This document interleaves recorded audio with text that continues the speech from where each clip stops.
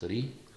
God willing, we will be reading today from Surah 47, verse 12. Let's all seek refuge in God from Satan the rejected. A'udhu billahi minash shaitanir rajim. Bismillahir rahmanir rahim.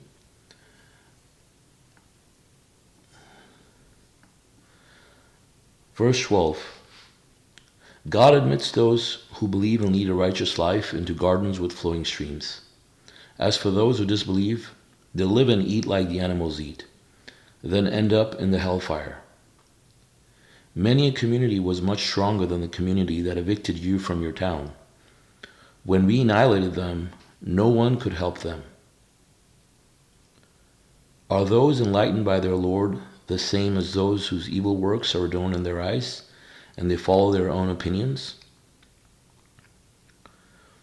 The allegory of paradise that is promised for the righteous is this. It has rivers of unpolluted water, and rivers of fresh milk, and rivers of wine, delicious for the drinkers, and rivers of strained honey. They have all kinds of fruits therein, and forgiveness from their Lord. Are they better, or those who abide forever in the hellfire, and drink hellish water that tears up their intestines? Some of them listen to you, then as soon as they leave, they ask those who were enlightened, "What did he just say?" God thus seals their hearts, and consequently they follow only their opinions. As for those who are guided, he augments their guidance and grants them righteousness, their righteousness.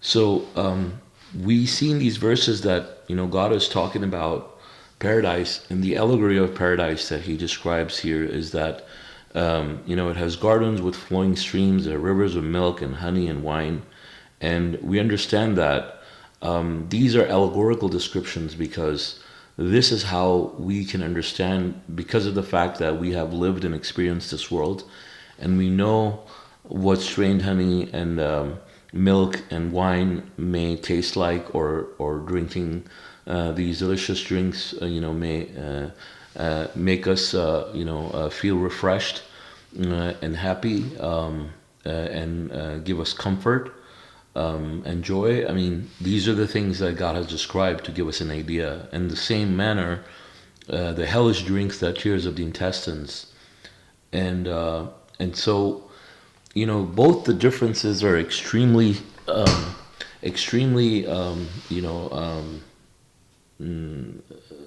in contrast with each other. Extreme cases of one is the extreme bliss and joy, and then the other is extreme pain and torment and misery. And so the choice is pretty clear that for believers, anybody who believes, they have to try to make it to paradise, so God willing they can be saved. And God says many a community was much stronger than the community that evicted you from your town. When we annihilated them, no one could help them. So this could apply to any messenger of God, but also applies to Muhammad, that he was evicted. Kind of evicted because of his belief. He was forced to move out, and because people were after him, and so these people were few in numbers, and they sought refuge and they immigrated.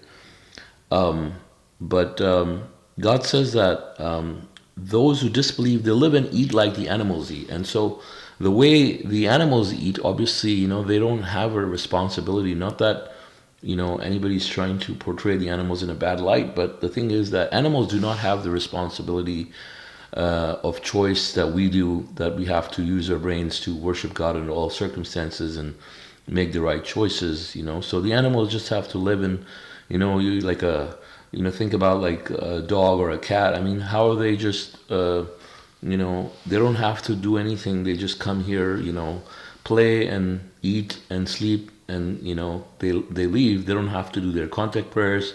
They don't have to do their read Quran. They don't have to give zakat, anything, go to work. So they have this just eating and sleeping you know. And so the human beings are doing the same thing. They just live and eat like the animals, God says, and then, they don't do what God has sent them here for the test. They took the responsibility, but obviously they're not doing it. And so God says, are those who are enlightened by their Lord the same as those whose evil works are adorned in their eyes, and they follow their own opinions? So obviously there are people whose works are adorned in their eyes, even though they're following their own personal opinions. And we see that most people that are doing that, they're astray because their egos are getting the best of them and making them, fall off the path. So, God willing, I will continue, talking about people that have heard the message, but then nothing sticks. They don't understand anything. They don't grasp the meaning. And so that's why they say, what did he just say? God said, God seals their hearts. Consequently, they follow only their own opinion. So we know, for example, that there are people that were present with the messenger of the covenant. And the messenger of the covenant delivered a lot of teachings, delivered a lot of valuable information. But after the messenger has departed, it's like they haven't even heard the message, and they're just following their own opinions because God has sealed their hearts, and God chose disbelief for them because they chose to be among the disbelievers too, and they were hypocrites. And so it's the same way, they asked those who were enlightened, what did he just say?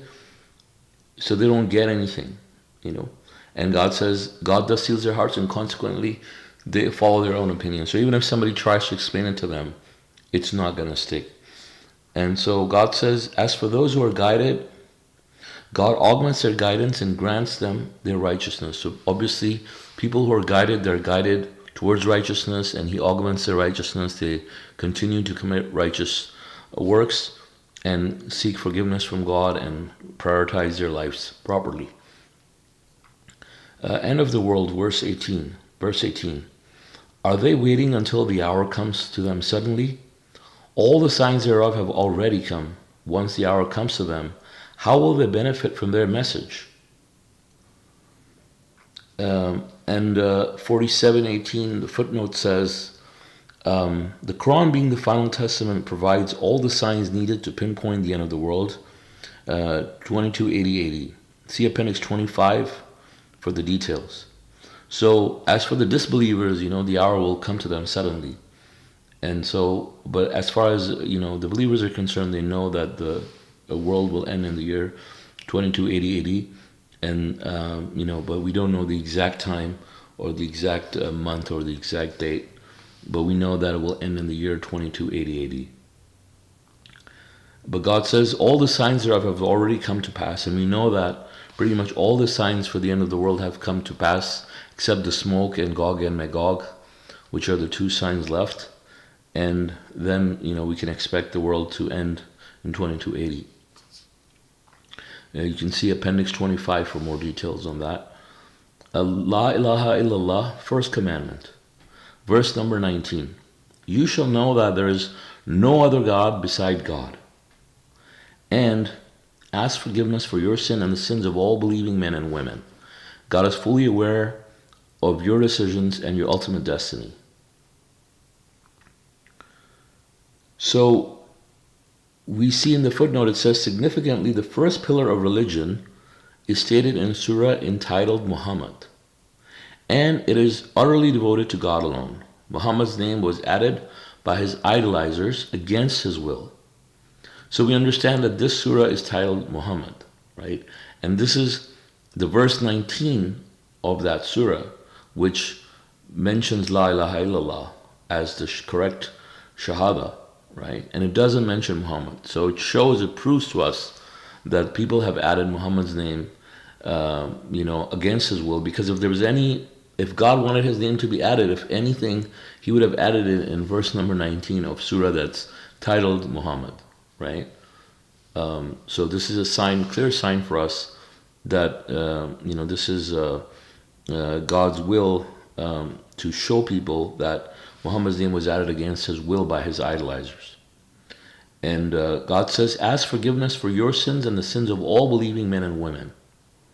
God is fully aware of your decisions and your ultimate destiny. So here, we can see that asking forgiveness for all believing men and women is also a commandment from God.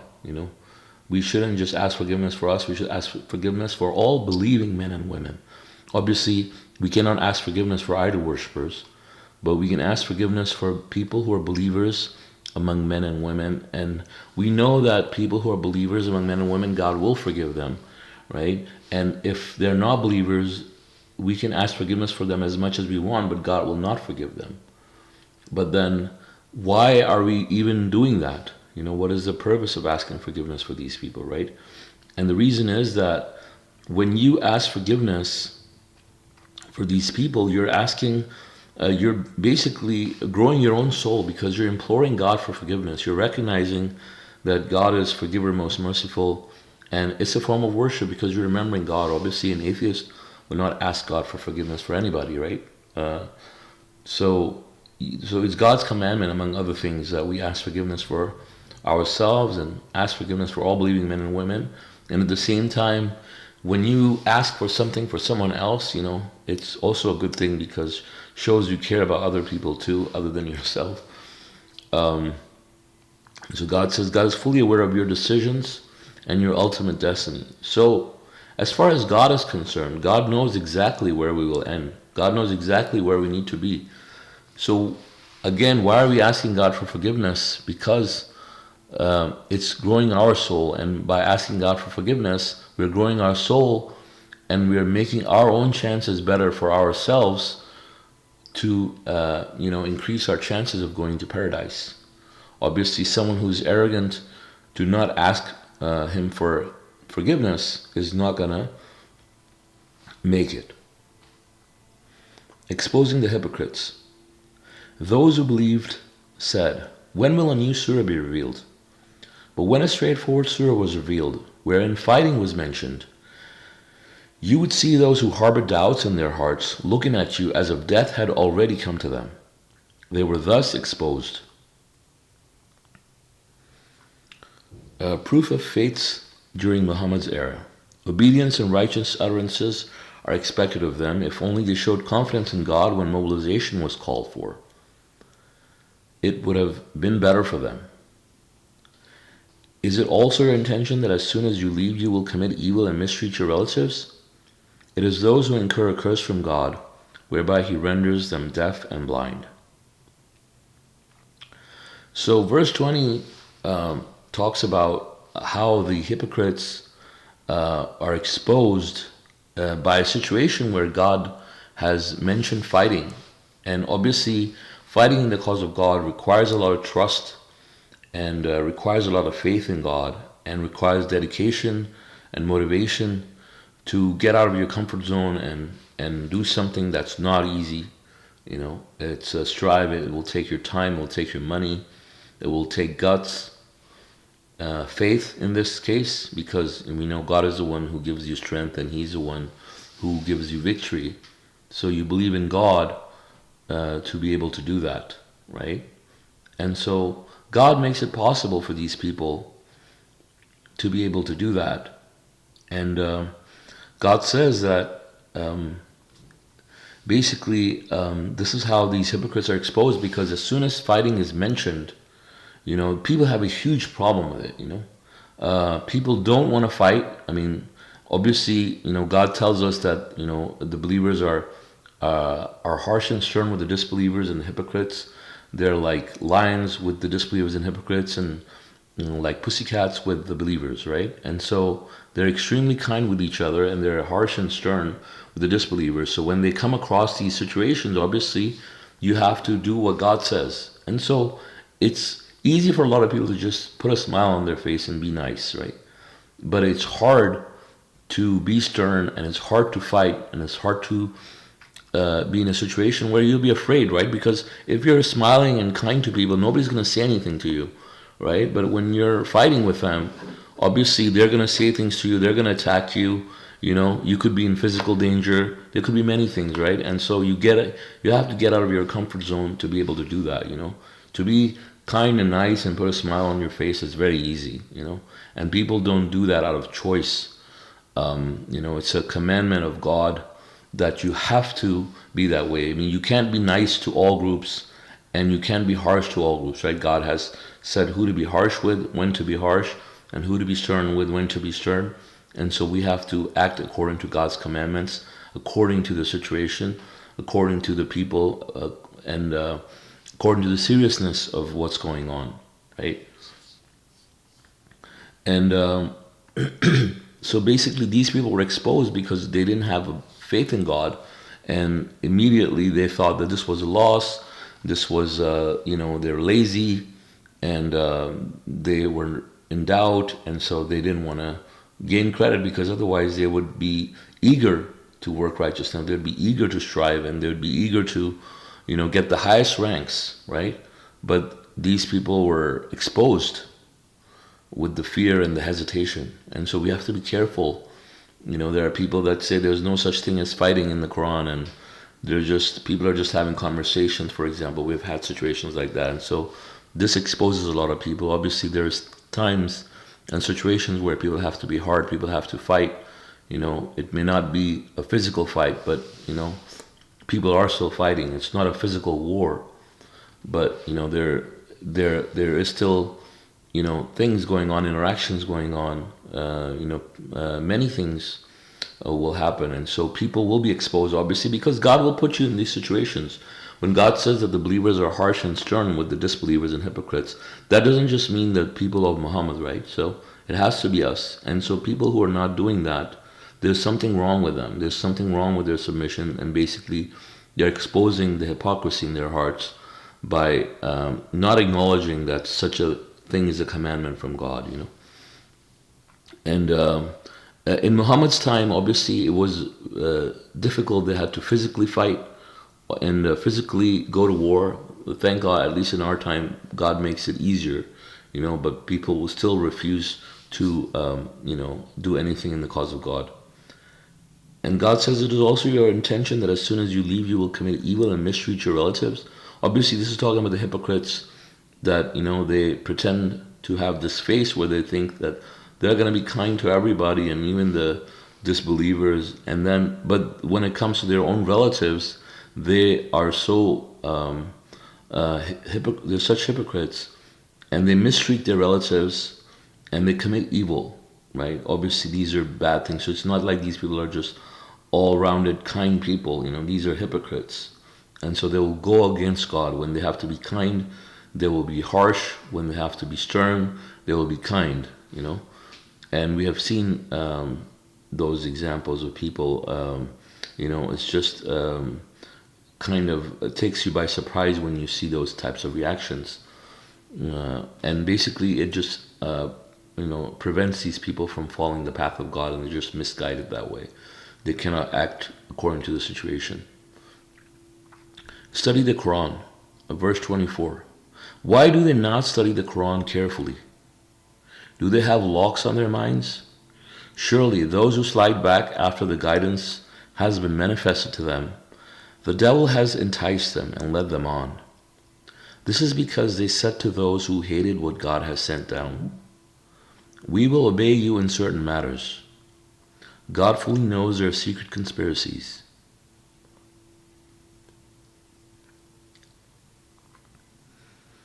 So we see that it's God's commandment that we study the Quran, right? We don't just recite it. We actually study it, and we have to study it carefully. Obviously, you cannot study the Quran carefully if you don't know what's in the Quran, right? So not only you have to read it, you have to carefully read it. That may be harder at times for us, especially like at dawn when you just wake up, or at night when you may be sleepy, right? But those are the times where, you can reflect more and focus, right? Because you have less distractions. And you can read the Quran carefully, because God says they have to read it carefully, and they have to understand what God is saying, and they have to apply it in their lives. It's not just a book for reading or hearing pleasant voices to give you the blessing as people think, right? It's a book of guidance, and these things that we learn that God is teaching us will save our lives literally, will save us from death, you know, because there's no death for believers, there's death for the disbelievers. So it's a way for us to save ourselves from dying to read Quran. It's a lifesaver. And so we have to read it carefully. If you're stuck in a jungle and you get a book that is your only escape, you're going to make sure that you know that book back to front by heart and everything, follow everything. So make sure you can, get out alive, otherwise you get eaten by monsters, right? It's kind of like that, right? And so we have to make sure that, we read this book from cover to cover, and we read it as it's supposed to be read and apply it in every situation in our lives. All these verses that are in the Quran, there's no verse in the Quran that is just put there to like fill up spaces, right? Like for example, people say, well, God didn't talk about hypocrites very much, so like just forget about it, or something like that. No, everything is there for a reason. If there's one verse about something, that is there for a reason, and you have to make sure that you follow each and every part of it. God says, surely those who slide back after the guidance has been manifested to them, the devil has enticed them and led them on. So people slide back, as we know, after guidance is manifested to them. And as I said, even people who are with messengers, they slide back. They're with the messengers, and then when the messenger departs, they will slide back, or they get the message, they listen to it, they read it, and then they slide back, right? They witness the message either way, and then they decide to disregard it. And so God says, this is because they said to those who hated what God has sent down, we will obey you in certain matters, right? And I think like circumcision is a very good example of that. There are people that were given guidance and they decided to slide back because Satan enticed them, the devil enticed them. And God says this is because they said to those who hated what God has revealed, we will obey you in certain matters. So there were people who hated what God had sent down, and these people went to them and said, we will obey you in certain matters. It could be the people who invented this or fabricated this, or whatever, right? But there were people who were disbelievers, and they decided to obey them. They decided to idolize them, basically. And so God says, how will it be for them when the angels put them to death? They will beat them on their faces and their rear ends.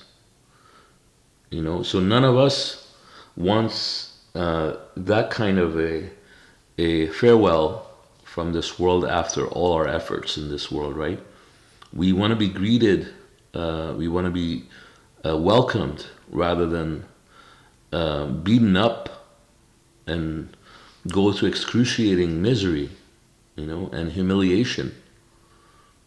It's eternal retribution after that. So none of us wants to be in that position. And so God is telling us, asking you to reflect and think about it. How will it be for them when the angels put them to death? They will beat them on their faces and their rear ends. This is because they followed what angered God and hated the things that please Him. Consequently, He has nullified their works. So, very tragic, right? I mean, you do all the right things and then you start doing other things that you want, and then you nullify everything. God says, did those who harbor doubts in their hearts think that God will not bring out their evil thoughts? If we will, we can expose them for you so that you can recognize them just by looking at them. However, you can recognize them by the way they talk. God is fully aware of all your works.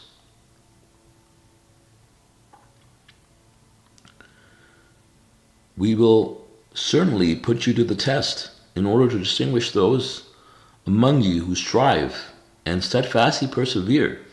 We must expose your true qualities. Those who disbelieve and repel from the path of God and oppose the messenger after the guidance has been manifested to them will never hurt God in the least. Instead, he nullifies their works. So God says, did those who harbor doubts in their hearts think that God will not bring out their evil thoughts? Obviously, this test is designed in a way that it brings out your thoughts, right? It's there, this life is there to provide physical manifestation of your belief, of your proof, that you will have a videotape in front of you that God will say, you're not just going to hell for no reason. This is why you're going to hell. You can see your own record. I am proving it to you right now with your book, right? With your record, with our videotape on the day of judgment. So God puts us in these situations. God has designed this test in a way that, these situations allow these things to be exposed. So we have to be very careful how we respond to each and every situation in our life, right? Because we're just literally providing proofs against ourselves. So if you want to make a change, you want to be better, do it now. Because you're providing proof against yourself. So God says, we will certainly put you to the test in order to distinguish those among you who strive. And we should strive, and God says, steadfastly persevere. And so he says, we must expose your true qualities.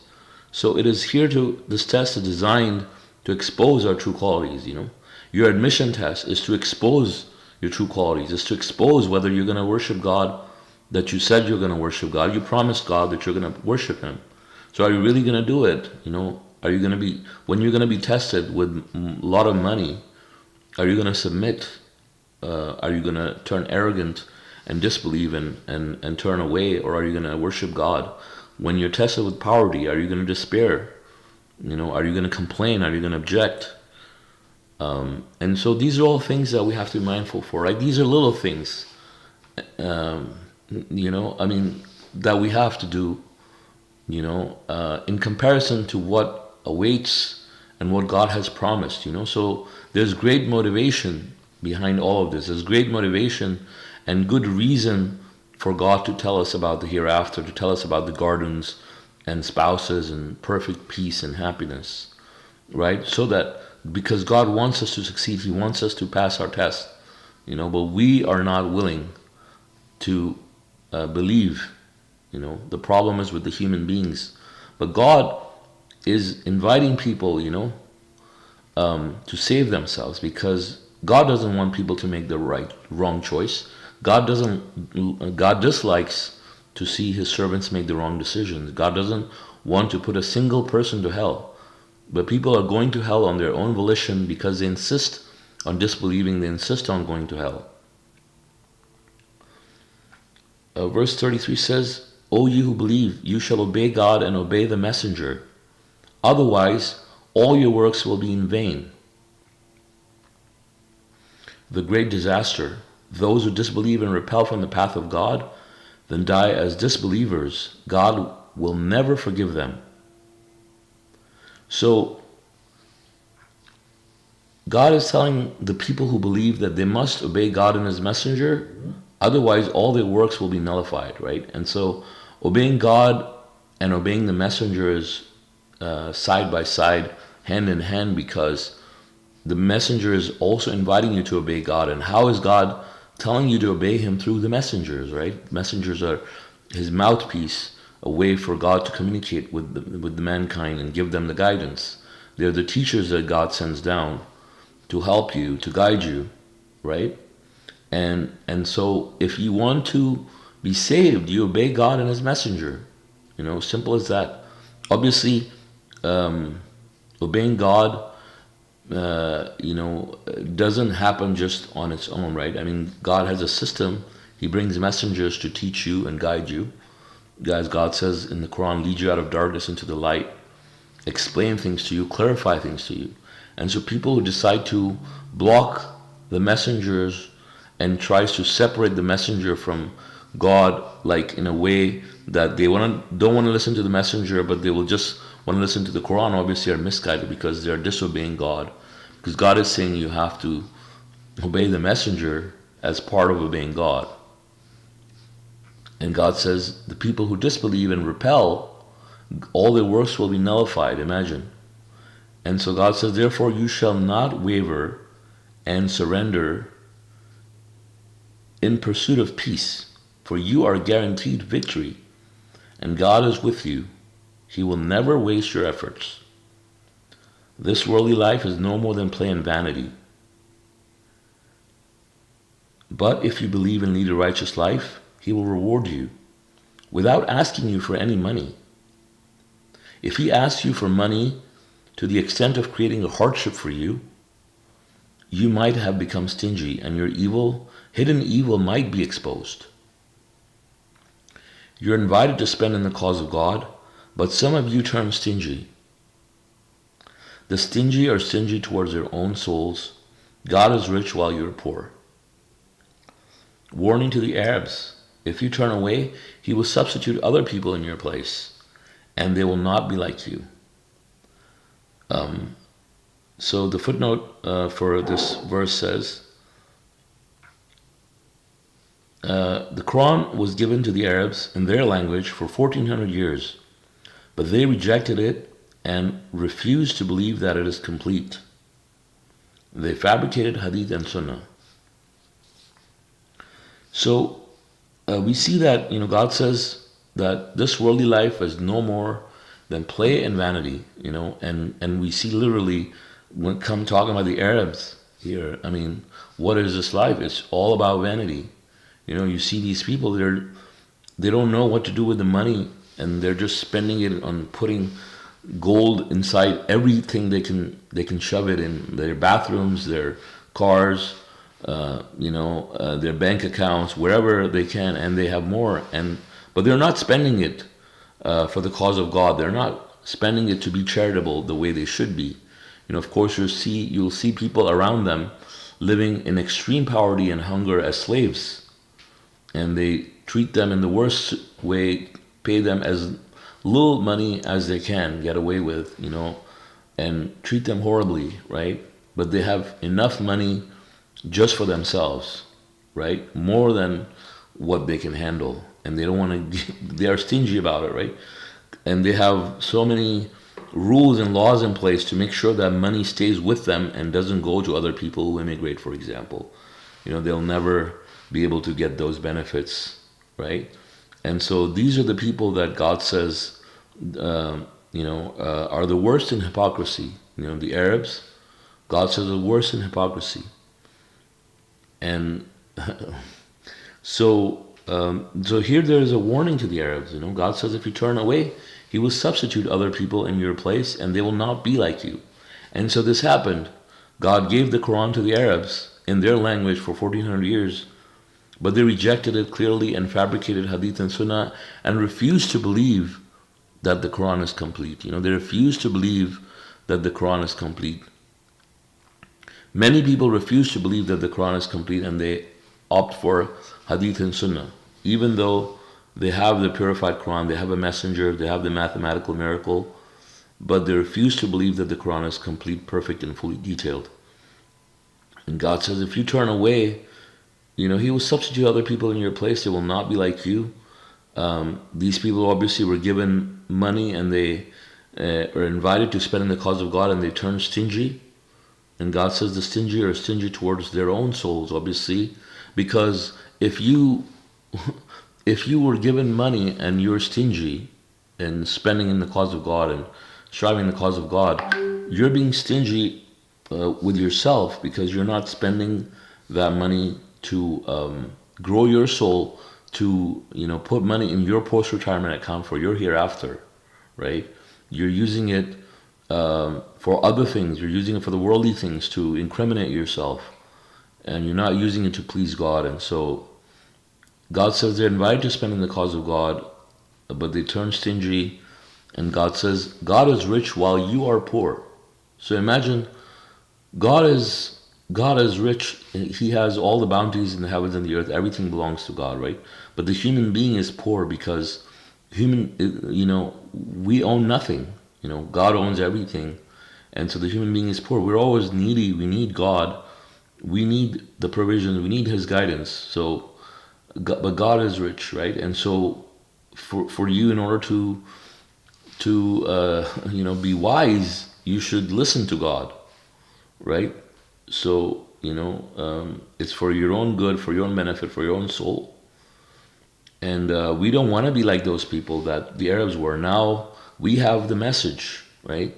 You and I have been blessed by God to see the miracle, to accept the miracle, and now we are being tested. We are being invited to spend in the cause of God. Of course, the message needs to flourish, and you and I need the message more than anybody else right now. But there's other people. Obviously, there's a lot of work to be done in submission, and so God is inviting us, to strive to spend our money in the cause of God, to please Him. Because if you and I believe that this is the truth from God, nothing should stop us from spending in the cause of God. Obviously, you can't be frivolous, right? And God says that, He did not.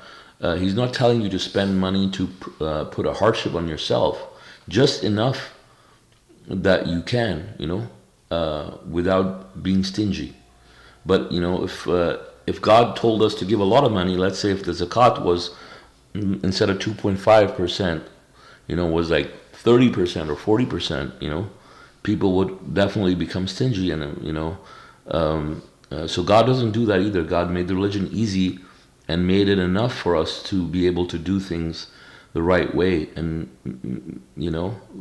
but also like spending in the cause of God, you have to do in moderation, but you don't have to be stingy. Obviously, being stingy is not moderation; it's below moderation, right? And so this is what most people do, and this is why they lose the opportunity, and money just comes and it hurts them rather than benefit them. So may God allow us to be one of those people who are righteous, to be those people who are not blinded, to be one of those people who are mindful about the hereafter, to be asking forgiveness from God, and to be spending, and those people who love to strive and spend in the cause of God, whether it's your money or your time or your skills. And may God allow us and to give us the opportunities to do that more and more, God willing, so we can save our soul. So with that, God willing, I will end. And if you guys have any comments or questions, please feel free.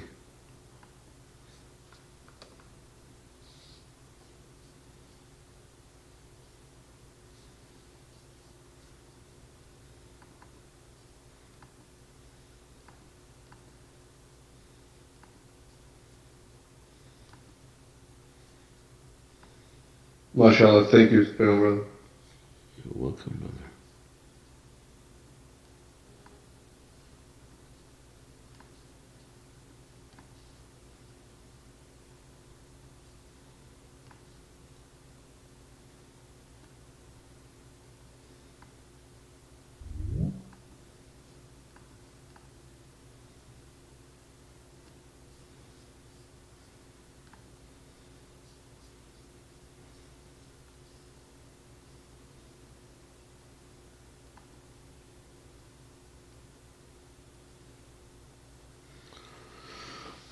All right, so anybody has comments or questions about the verses we read? Yeah, brother Saman, so I have Assalamu alaikum. the question about the messengers being mouthpiece of God, and if they can make mistakes about what God gave them as a message, can they make mistakes with them, or are they being God is watching over them, right? So because are they being protected from making those mistakes? And the question is about the guidance, like not mistakes like human beings, but within guidance. Right. Yeah, so, I mean, God says that, messengers never speak on their own, and they give them, what they're commanded to do. But we also know that message comes to them in stages, right? So, for example, the message of the covenant, before it was revealed to him that the zakat must be given once a year, once every time you get a paycheck. he said you give zakat once a year, right? But it's not like he was misleading people and fabricating lies and telling them, misguiding them. It was just that the message was given to him in stages, and until the message was given to him, like, he couldn't possibly give them any other information, right? And so that is also God's way of informing us about the human factor of a messenger, that a messenger is not some superhuman being that knows the future and the past and everything else. He's only given the information that God has given him, and that's all he knows, right? But nevertheless, a messenger of God will not fabricate lies about God. So once the message has been given to him fully, he will give that message forward and not like put in interjections or personal opinions and fabrications, things. Obviously, but if the messenger does, make a mistake about something, in the sense that, with, let's say, the example of zakat, right?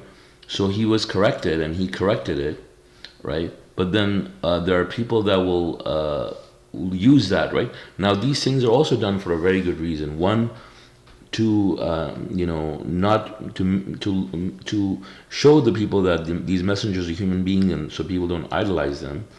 They're humans, but so they are the same way, trying to be believers and applying things to their lives based on what they know, and they also have to obey the message that's coming to them. And at the same time, it's also used as a test for people to say, look, oh, he made a mistake. And so now everything else he's saying, that's his opinion. And so this is exactly what happened to a lot of people. So, but looking at the messenger's life, we know that there may be like handful of circumstances where, they may not have the full message and they may say something, but later on correct it. Like at one point he said, for dawn prayer, he called it morning prayer, and then he corrected it to say dawn prayer. Or the issue of zakat, for example, or the savings, the interest on the medium interest. At one point he said it was fixed. That was early on during the message, right? And so there was a few other things in the past, and but that was just to show that the message comes to him in stages, But then obviously God gives them the full message. So, but God doesn't allow the messenger to mislead people. He doesn't allow them to confuse people, because messengers are literally teachers appointed by God, right? So the whole thing is planned by God. The whole sequence of events is planned by God. So even God knows, for example, if this person is going to say something wrong, as a test for someone else, that later on God makes sure that this is corrected, that the messenger is not misleading people, or in saying something about God that is not right? Because God says, who are more evil than those who do that. And so this is not something that a messenger will do. So it's not like a messenger will come and then God will give him things, but then he will go and preach something else of his own, right? Yeah. So how should we understand the fact that Dr. Rashad kept his mentorships for 8 years a secret and didn't tell the people? Is that something that we need to consider as like misguiding them, or is it a mistake that he's making, or is it a part of the test? Well, personally, I don't see it as a mistake. I just see that, he was told, right? But the thing is that he was not. He still also said that he was not told that he has to tell people at this time or anything, right? He's just that he knew, and he never said anything because he himself wasn't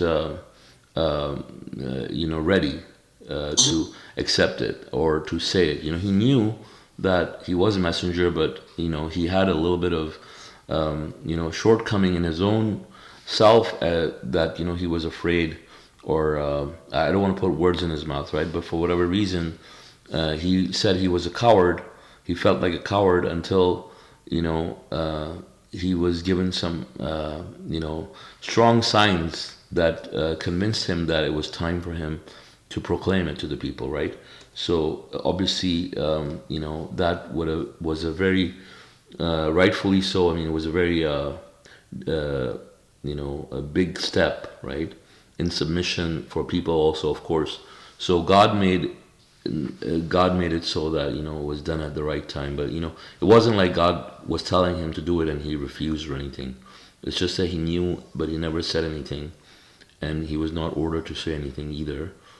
But he still struggled with it. Yeah. Okay, and what about the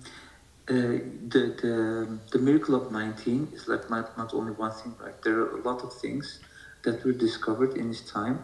So how should we understand the fact that the messenger also got help from people around him, people who were counting the Quran and counting the things and discovering new things? Shouldn't it be like that? He should be the only one that would discover anything that is related to 19. Well, so the mathematical code was discovered by him, right? But the fact that other people helped him in getting all the different parameters out, this is one of the ultimate miracles, right? So, I mean, it's not even humanly possible for one person to, in this lifetime, to get so much information, right? So God designed it in such a manner. It doesn't make any of those people holy or anything, because they were just being used as instruments at the time, just as helpers, right? Like, for example, the computer played a huge role in it, but it's nothing high of a computer that it has, right? But it's just doing the work, right? It's just doing the legwork of the messenger himself. Like, if the messenger didn't tell them what to do, they wouldn't know anything. Obviously, so many people came before that, but it's not that they knew of it, right? I mean, they lived with the messenger. They talked to the messenger. The messenger told them about the miracle, and then they went in and they looked stuff in the computer, right?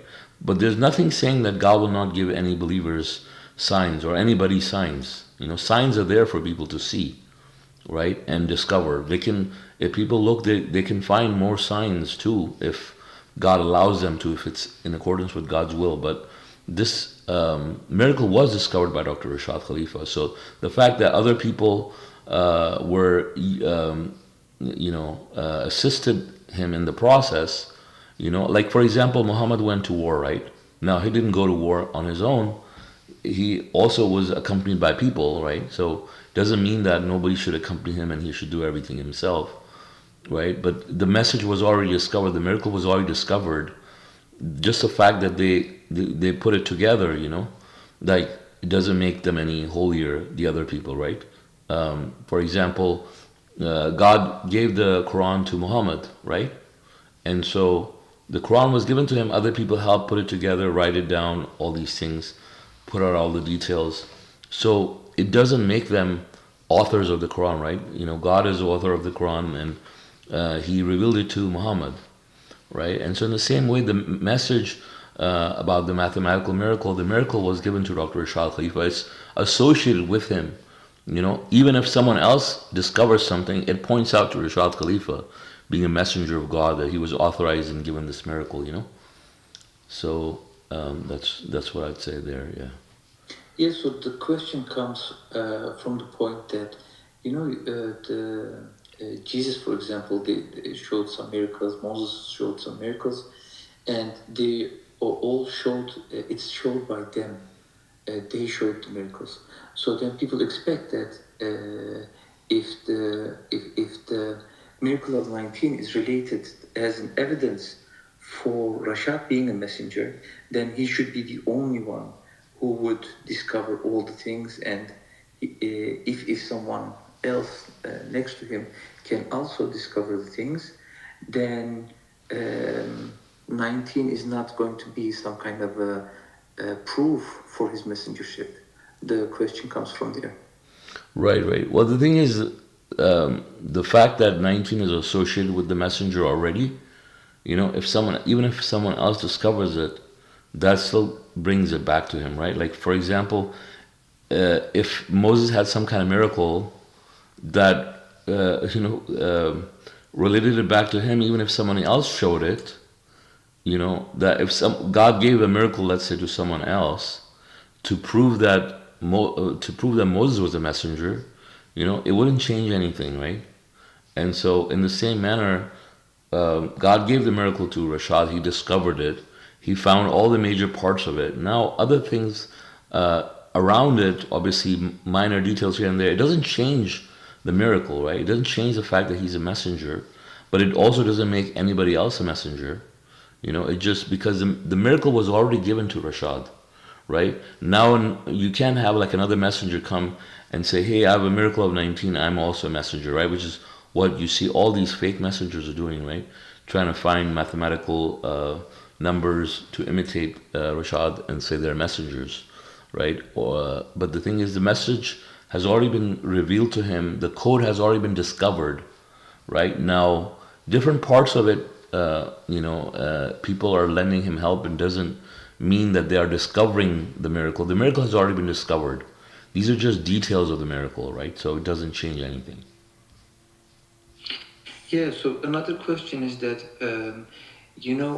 when you say that the miracle 19 is discovered by him, some say that, how do you know? What is the proof? Maybe someone else discovered it before him, but it wasn't really mentioned, and maybe it was hidden. Well, people can think whatever they want, but the thing is, he was the one who gave us the proof. Before that, there was no proof that the mathematical miracle of 19 existed in the Quran, right? I haven't seen anything. If there was something like that, we would know that from history, right? But there isn't. It was only it couldn't be possible because the computers had to come in the picture in order for this to be discovered. So God timed it in the perfect way, right? So yeah, people can say whatever they want, People can say maybe the pigs discovered it, but we don't have any proof. Yeah, you have something like the argument of ignorance. Mm-hmm. I don't know if you're familiar with that, meaning that you're saying something, and because you can't prove the opposite. Sorry, can you speak in the microphone? It's a little bit hard to. I'm sorry. Yeah. Can you hear me? Yeah, now I can hear. Yeah. So you have something called like the argument of the ignorant. Do you know that? Can you explain? Meaning that you say something like you mentioned, right? Pigs maybe found it, but if you don't have an evidence, so they say, yeah, but you don't have evidence for the opposite. So you don't have no. Okay, no.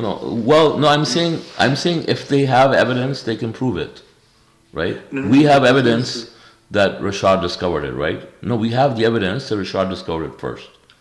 Right? Yes, so that proves it. But if they want to say that someone else discovered it, they should have the evidence. They don't. Yeah, but they say you don't have evidence that they didn't discover it. No, that's just play of words. That doesn't make any sense.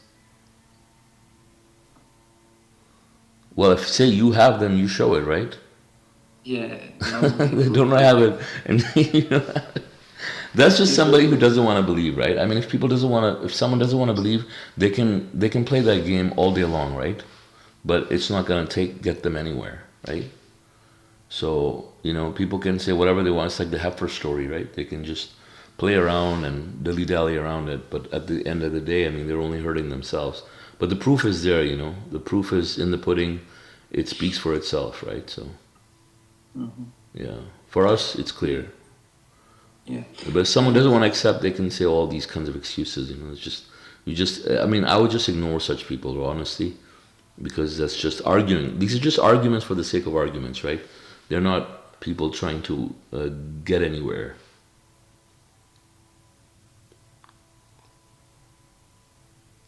Right?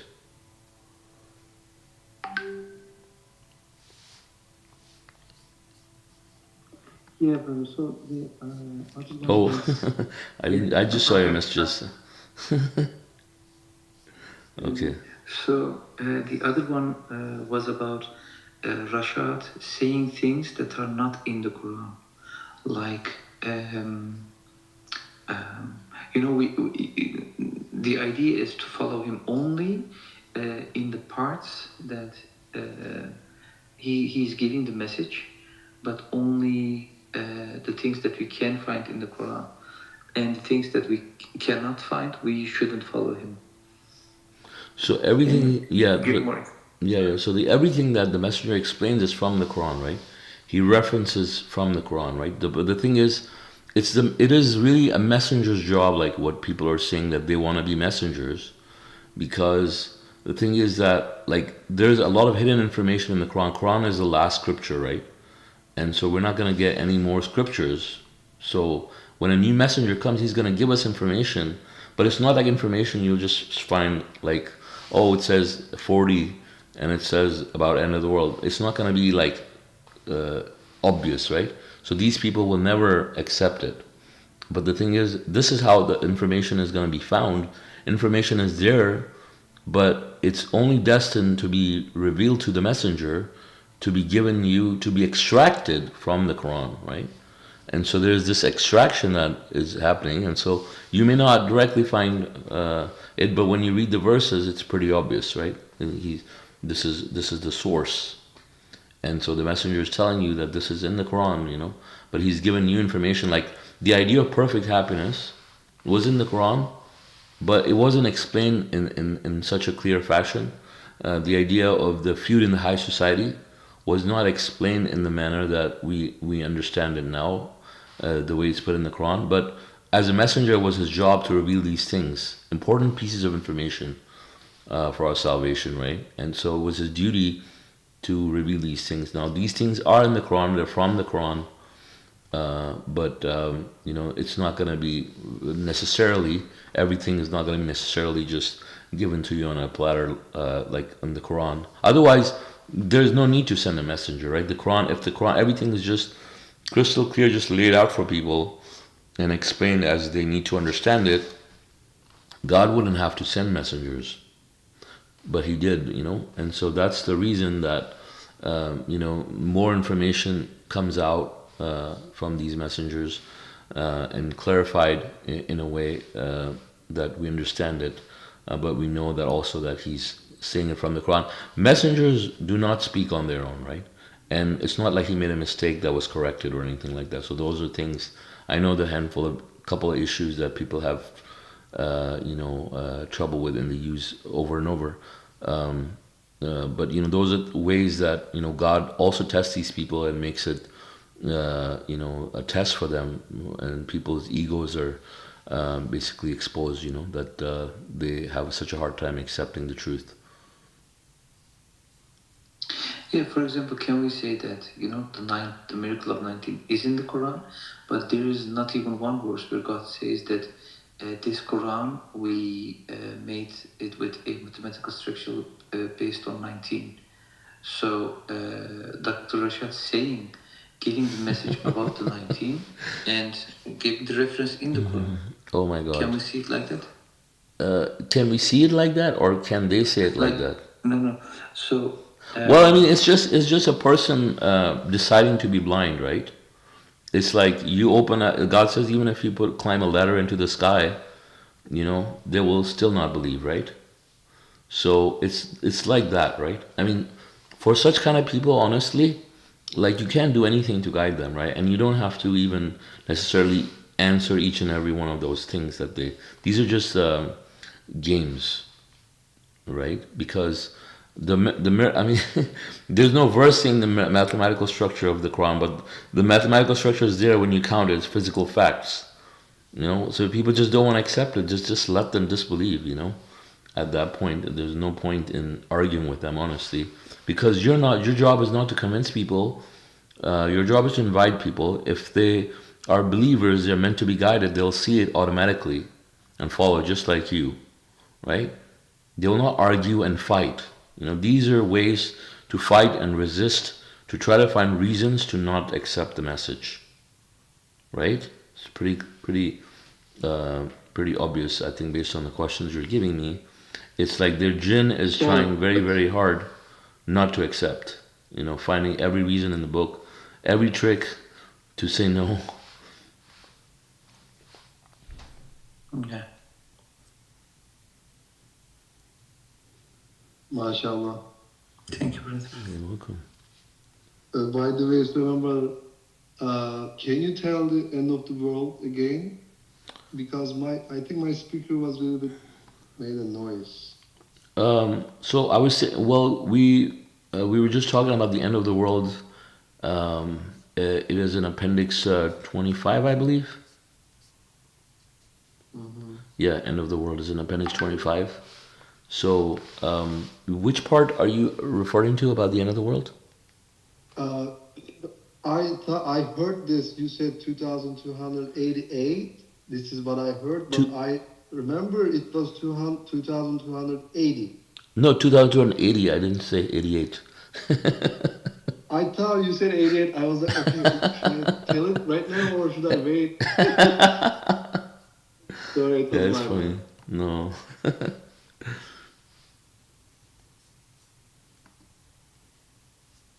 Yeah, I mean, in India, there's a group of innovators that have started this idea that it's 2281, right? They added one 1 year to it. And it's so stupid. Yeah. Why? I don't know. And I think somebody just decided that they weren't happy, They wanted to add one more year to it. They just wanted to find an excuse to go to hell, basically. You change the message. It just, I mean, obviously, repels people, right? When you have fake messengers and people trying to confuse religion for people, so that people will always be in doubt, to create doubts in people. So they will be in doubt that it's in 2280, even if some people will accept, but they will be in doubt because someone else says it's 2281, right? But I mean, from the mathematical miracle, it's very clear it's 2280, and the messenger talks about it. So I just don't understand. Like, I had all these friends on Facebook, right, from India. I don't even personally know anybody, but people add me and they never talk to me. So I added all these bunch of people. Most of them were from like this part of South India called like Chennai. And so like I added a bunch of people, and then they had mutual friends, and then they added me and everything. And then when this information at some point became popular, they all started putting 2281 as their profile picture or something. And then I knew which ones of them were the ones that believed it, so I just deleted them one by one. Because they all had the same profile picture. They decided at some point they were going to have the same pictures. You have always more people who believe in fake messengers than real messengers. Mm-hmm.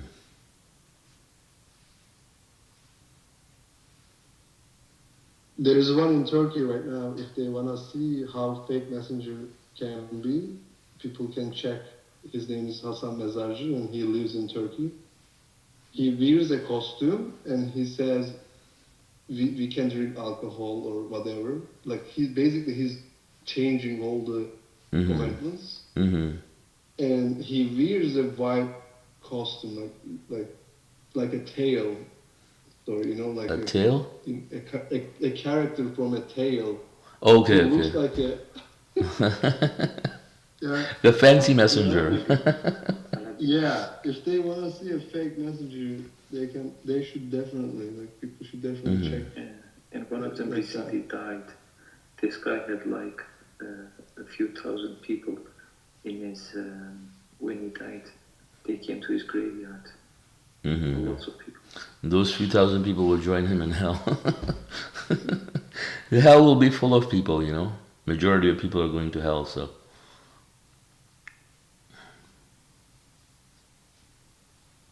It's good to not be with the majority.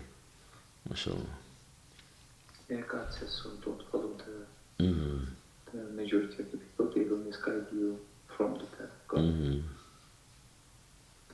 I wonder how it's going to be with because we have like 14 to 15 years where the messenger of the government mentioned about the verse where it says that you will see people going in the religion of God in huge amounts, right? Mm-hmm.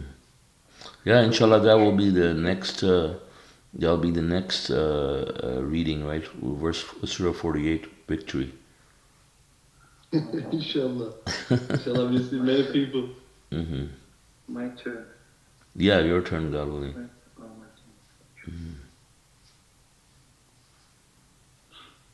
Yeah, it's very. Uh, it's like I really wonder how it's going to happen. Like, what is Inshallah. going to make people believe in it? Like, Yeah, it's gonna curious happen, about it. inshallah. Yeah. It's happening slowly, God is We know paving the it's going way. to happen, but Yeah. we don't know how. Yeah, I mean, Because things we happen, believe it's things, 100%. things, like now, right now, the world is very different, right? Our world is very different. It's all connected. You have the media, it's like we live in a one small village, right? The world is no longer, it doesn't take hundreds of years or tens of years for information to travel from one part of the world to another part, right? Like people know instantly what's happening anywhere. And so, yeah, and we have social media and so many other tools that, information suddenly becomes viral, as we know. So things will happen as God knows, the future. And maybe AI. Yeah. Like Oktay was very saying like this is capital art, the creature made from the earth's materials. Mm-hmm. And maybe it's also possible that people are going to be like they are going to trust the AI so much that when they ask something, that the answer that AI gives is like so true.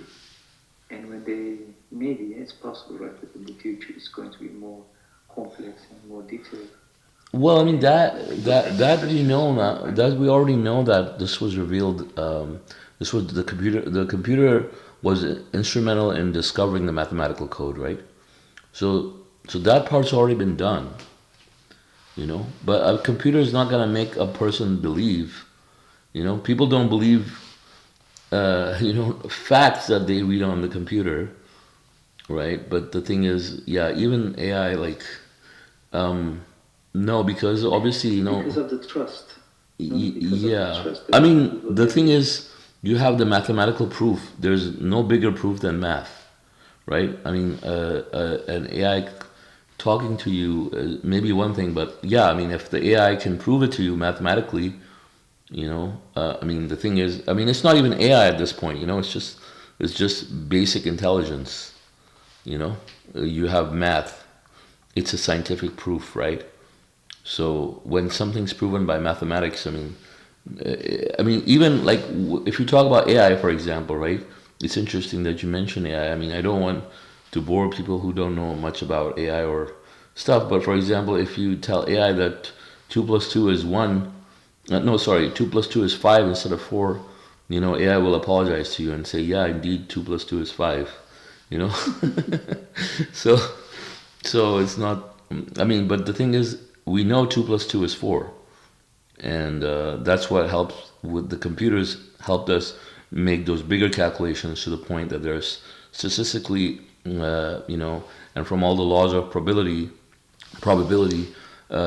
they're impossible, right? So the chances of all of those facts being mathematical miracles and being multiples of 19, it's nil. So computers have already proven it, right? But conversationally speaking, if AI will tell people these things, I mean that maybe adds value for some people. Who knows? But Yeah, I the was thing about to is, say the same thing. yeah, It can be like Mhm. Go ahead, but They can like AI can do this head talking situation. That they have this system. You give the text to the AI, and AI can make a like human speaking, like a head of human speaking that text, and he can answer the straight like the some questions based on the knowledge that the coder put in like itself, right?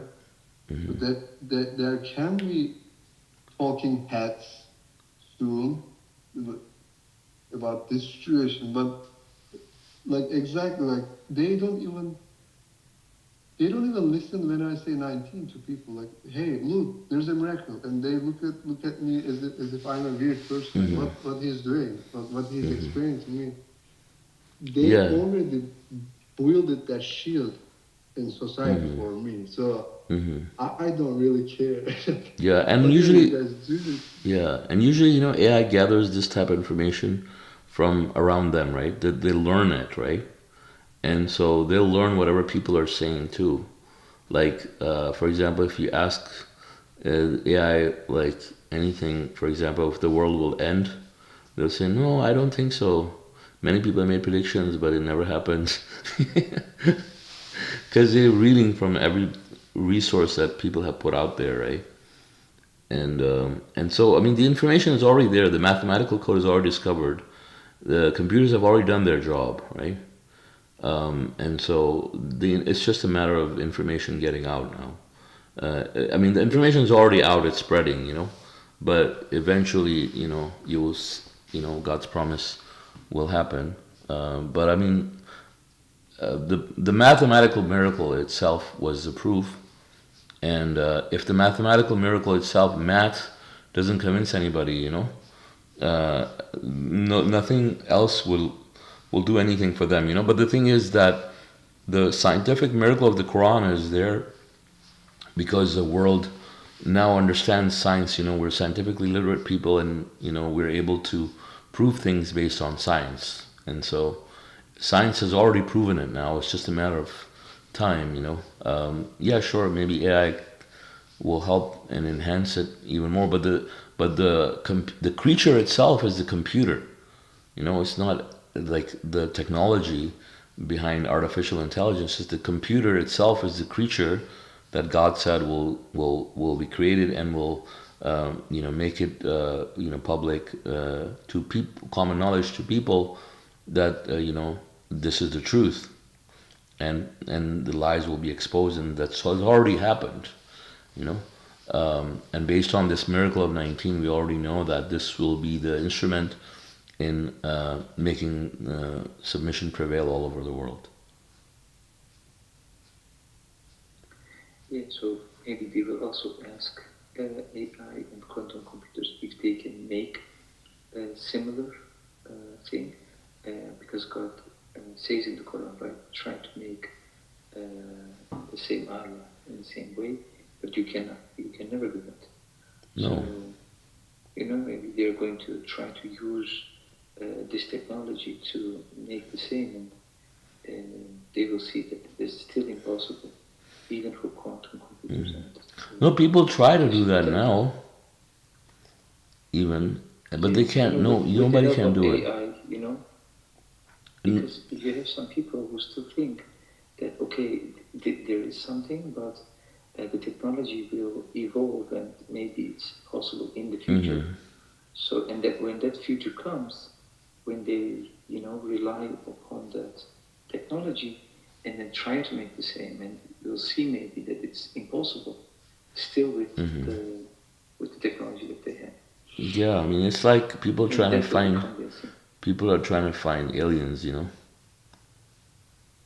Still, they'll keep looking, Yeah, but they'll see the identical planets on the Day of Judgment and see no life on any of them. Why is that only in the hereafter, actually? Because the messenger says that, right? He says because God is going to show them that life only exists, not because of because it's identical, because of the situation in the world. But that is so only for the hereafter. But why, after opening their eyes in the hereafter, they are going to see everything, right? So why should they even see like the other worlds where there's no life after they are already been dead? Do you understand the question? Yeah, I mean, I understand the question. It's like, I mean, there's I guess it's probably just the way God wants it to be. Somewhat. God says, I mean, these people will still be confused, right? But the thing is, the believers, they know, right? I mean, if there was life, there's so many planets, they would have found something by now with the science and technology, but they haven't, right? And so, I mean, they should believe now, but they don't, right? But why are they? I mean, you're saying why do they have to wait until end of the world, and why God doesn't show that now?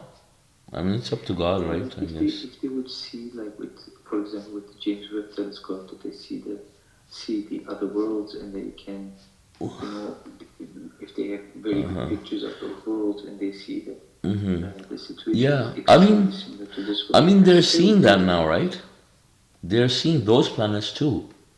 They're discovering so many planets that are similar, right? But not identical, right? But on the day of judgment, we will be shown identical ones.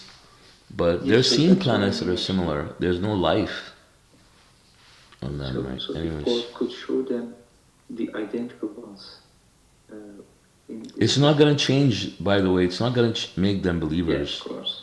Yeah, even if God showed them, no, it wasn't. It If they wasn't gonna could see change them. God, they're Yeah. not gonna believe Him.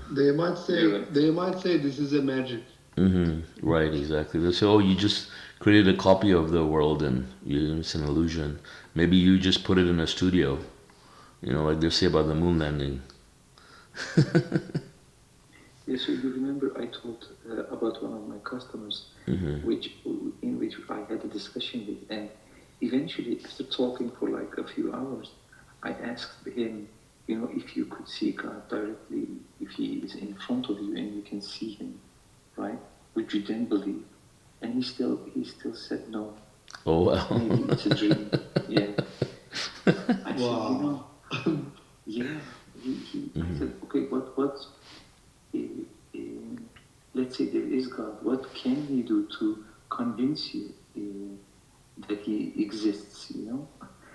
What is more Just give him than a better death. proof to show Himself? Just give him death, and he will believe when he dies. Mhm. Yeah, that's all. That needs to happen. When he dies, he's gonna So know. the guidance is really, it's really a different thing. Guidance that is really um, like it's not even logical actually in point, because you're thinking like, you have all these evidences, different kind of evidences, not even one, and the last one we have with the mathematical, this is like, these are extremely clear facts, and if still so much people don't believe in it, then there's no logic anymore in it. Yeah, this guidance is really different. Yeah, and um, every time when I discuss this with someone, and I can clearly see that they don't understand it, like so simple things they even don't understand. I start, talk in a different way actually, because first I was talking more like, because I want to convince them. I really wanted to convince people, but then you see that it's really not in our hands, and our job is definitely not to convince, but just to invite, like you said. Maybe I'm still trying. I don't know. I'm really still trying because I wanted so much, right? So much that Yeah, people God around says, me that you they. cannot guide the ones you love. God is the only one who guides. And these are people that I think it kind of becomes obvious at some point that they're not going to be guided. So then what do? You just, you know, I think God you says, do can't not do behave like the anything. ignorant ones at that point. You can't. Yeah. Yeah, because they're blinded, Yeah. right? I mean, you can't show something to someone who's already blind. So it's like you're just talking to the wall. Yeah. The word is actually hope, but Yeah, yeah, that also disappears little yeah, by little. yeah. You're barking at the wrong tree.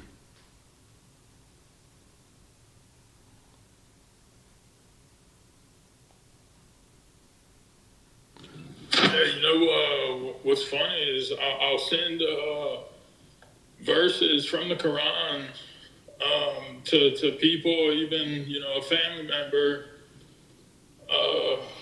who's a Christian,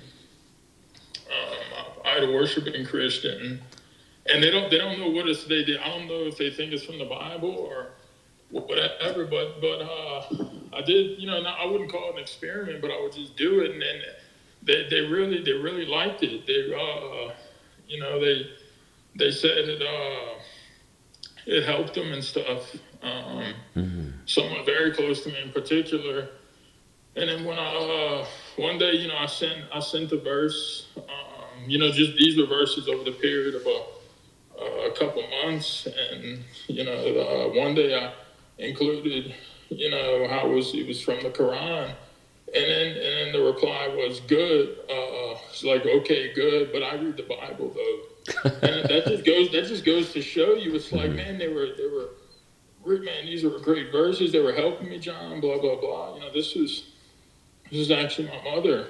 And then the second day, I included it was from the Quran, the final testament. And she sees that, and then she was like, oh, good, but I read the Bible though. And I'm like, wow. Right. Well, I mean, they have to see the verses in the Bible that contradict everything else, right? I mean, so even if someone just believes if truly they believe in the Bible, then they can still come to the truth, right? I mean, you can show them Appendix 22, for example, which is everything's from the Bible, right? But if they truly reflect on those verses, then they will find the truth, right? Appendix 22, have you read it? And I mean, you must have read it, right? But yeah, just show them. Yeah. Okay, that's what I'll do. She wasn't, she liked what it says, but I felt just from the way, I know, I love my mother a lot. But yeah, when she saw it was from the Quran, she.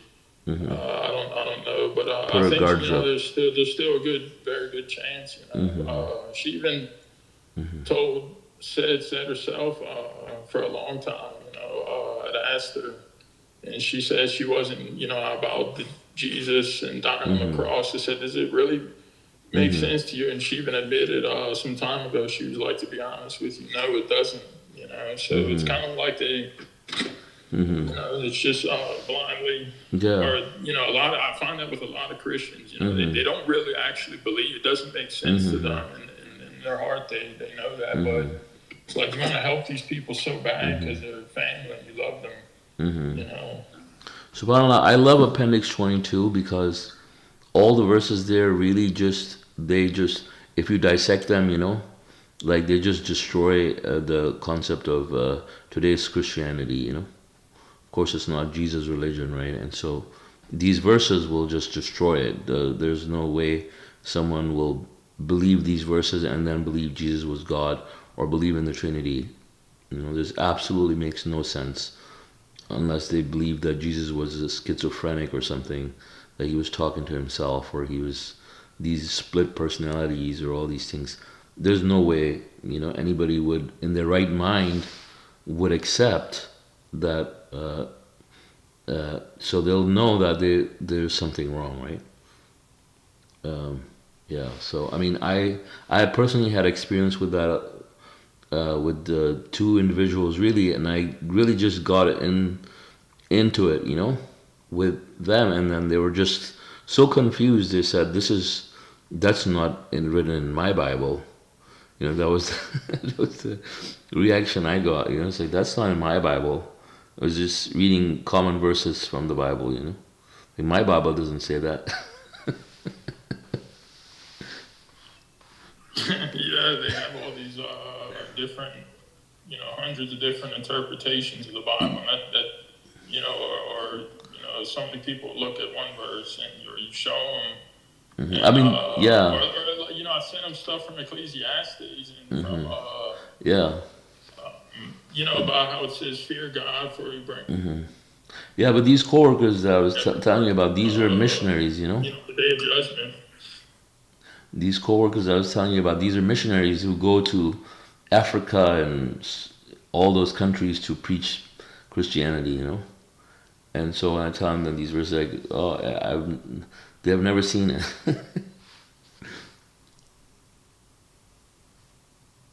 You know. SubhanAllah, I mean, the thing is that God tests people with this bias, you know. People say, no, we will only follow what we found our parents doing, and or we will follow only what was given to our parents, you know. But it doesn't matter. I mean, why you know, if people really think about it, like you know, okay, if even if you follow the Bible, let's say, right? I mean, someone's born to Christianity. It's not a race, you know. It's a religion. It's a belief. You're supposed to believe based on faith and your belief, not based on what your parents follow, right? And what you were born into. But God says majority of people, they follow their parents blindly, right? And so they are born into one religion and they never question it. They just follow it. And so obviously, you know, there's some jealousy also involved because, you know, people say, well, this was given to the Arabs, you know, and stuff. And then, but obviously, then you have the Arabs who set the worst example, as we read today in the verses too. So, you know, you there obviously, you know, Satan has done a lot to defame God, you know.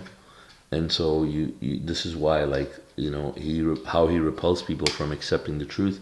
But I guess once some people will realize, like, if someone's destined to be a believer, right? I mean, if they actually read it, you know, I mean, if someone wants to reject the Quran, I mean, at least they should read it first before they decide that it's not for them, right?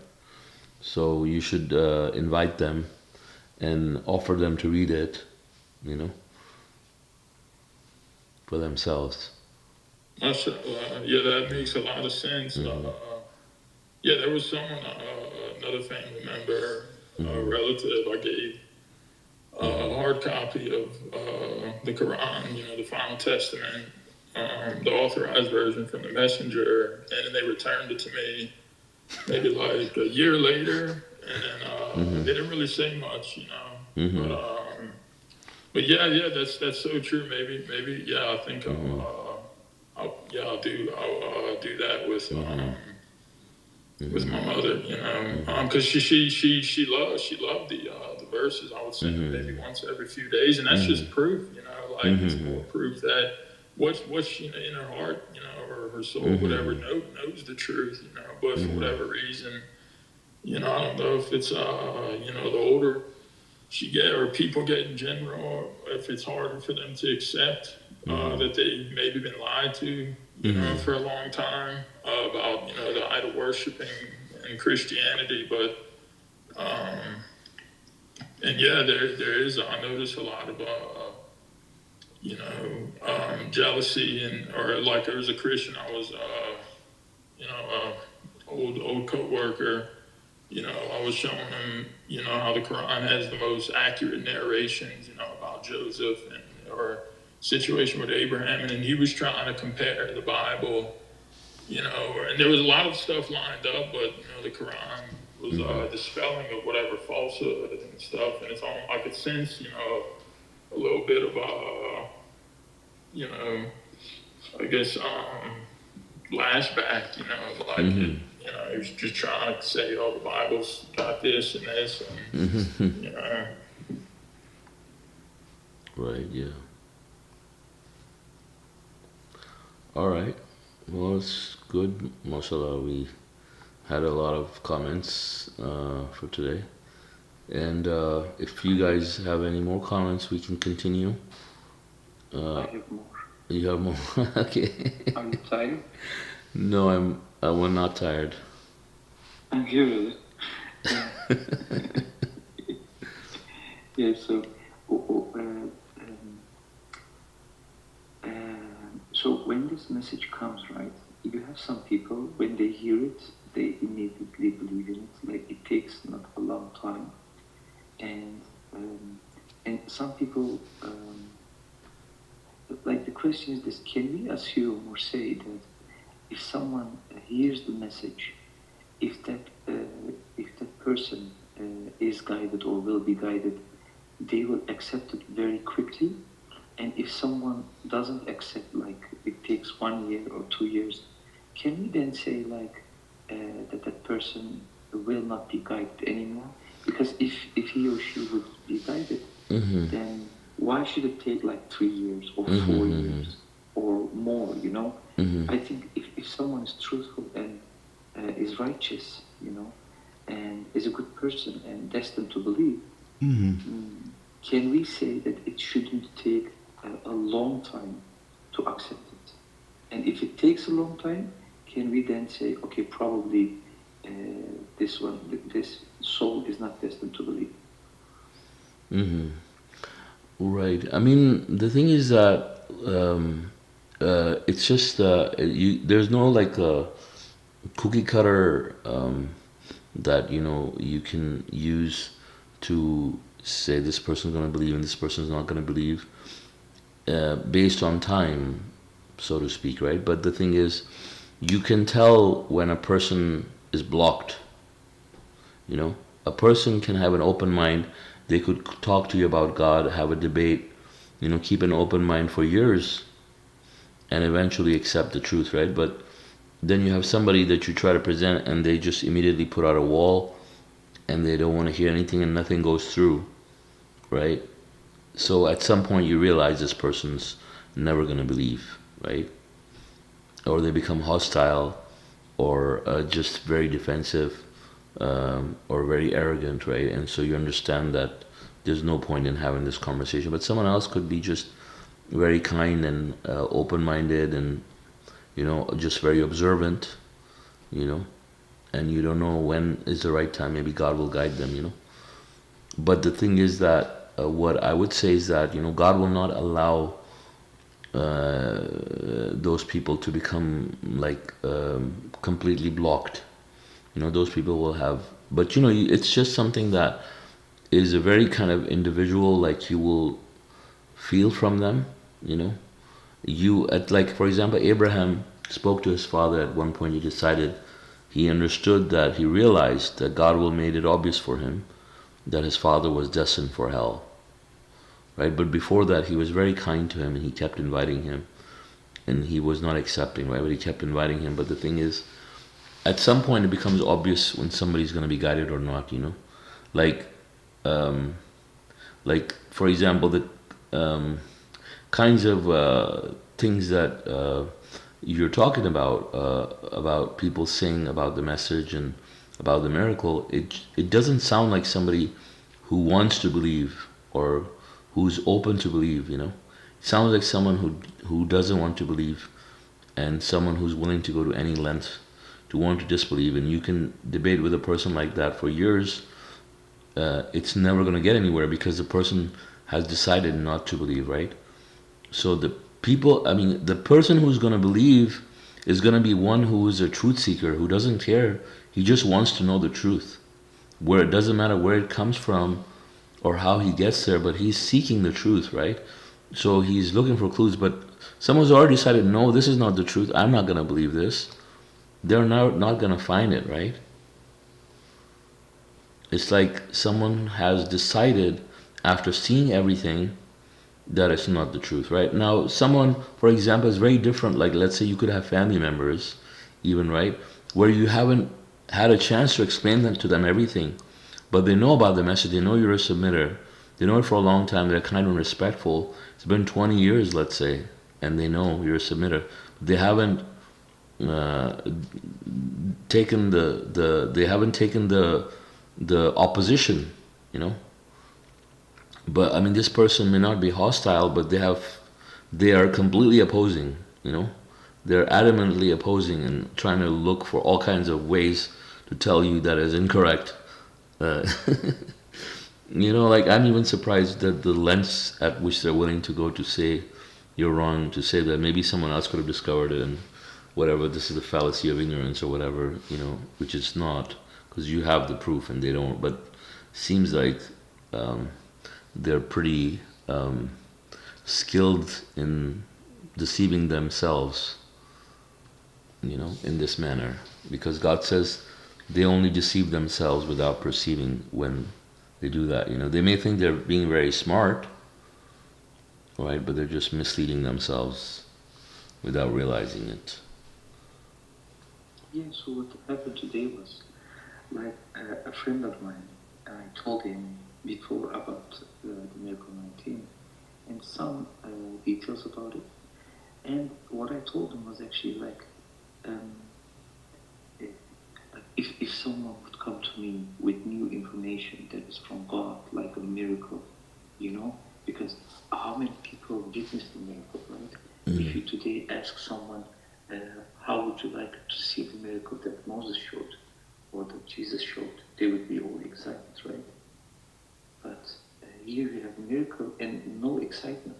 So then immediately the idea is then, sorry.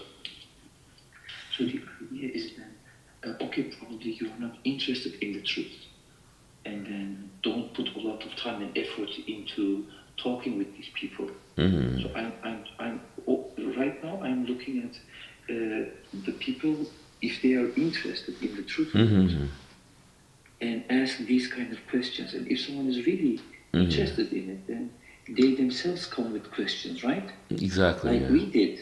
I had 1,000 questions, and Exactly. it didn't took me weeks or months. It was the same minute after knowing this, we started doing research and going after it. So, and if someone doesn't do this, then you start assuming that the person is not interested in, is not destined to believe. Right. Yep. Yeah. Also, exactly. Okay, so I believe that inshallah we can end the study now. God willing, our next English Quran study will be on Saturday at 9:30 a.m. Pacific time. Thank you all for joining. God willing, we'll see you. Assalamu alaikum. Assalamu alaikum. Thank you. Something later. Assalamu alaikum.